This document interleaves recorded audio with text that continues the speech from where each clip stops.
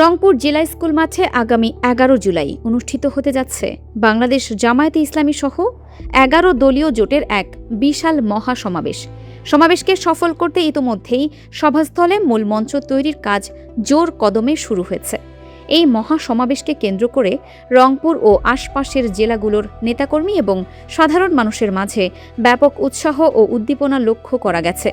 এবারের মহাসমাবেশে প্রধান অতিথি হিসেবে উপস্থিত থাকবেন বাংলাদেশ জামায়াতে ইসলামীর আমির ডাক্তার শফিকুর রহমান এমপি। এছাড়াও জামায়াত সহ জোটভুক্ত ১১টি দলের শীর্ষস্থানীয় কেন্দ্রীয় ও স্থানীয় নেতৃবৃন্দ সমাবেশে গুরুত্বপূর্ণ বক্তব্য রাখেন।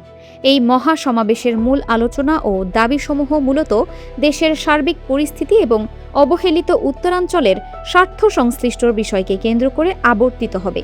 এর মধ্যে রয়েছে জুলাই বিপ্লবের চেতনা ও অঙ্গীকারসমূহ দ্রুত বাস্তবায়ন, উত্তরাঞ্চলের জীবন মরণ সমস্যা তিস্তা মহাপরিকল্পনা দ্রুত বাস্তবায়নের তাগিদ, দেশের চলমান আইন শৃঙ্খলার অবনতি, নৈরাজ্য ও সন্ত্রাসী কর্মকাণ্ড বন্ধের আহ্বান এবং সীমান্ত দিয়ে ভারতের পুশ ইনের মতো আগ্রাসী পদক্ষেপ বন্ধের জোরালো দাবি।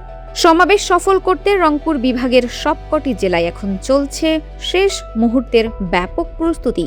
জেলা ও উপজেলা পর্যায়ে ধারাবাহিক সমন্বয় সভা, লিফলেট বিতরণ ও গণসংযোগের মাধ্যমে জনমত গড়ে তোলা হচ্ছে। স্থানীয় নেতৃবৃন্দ আশা প্রকাশ করছেন ১১ জুলাইয়ের এই সমাবেশটি উত্তরাঞ্চলের রাজনীতির ইতিহাসে একটি স্মরণীয় এবং ঐতিহাসিক গণজামায়াতে পরিণত হবে। Farhana Nizam, desk report, Dinajpur TV.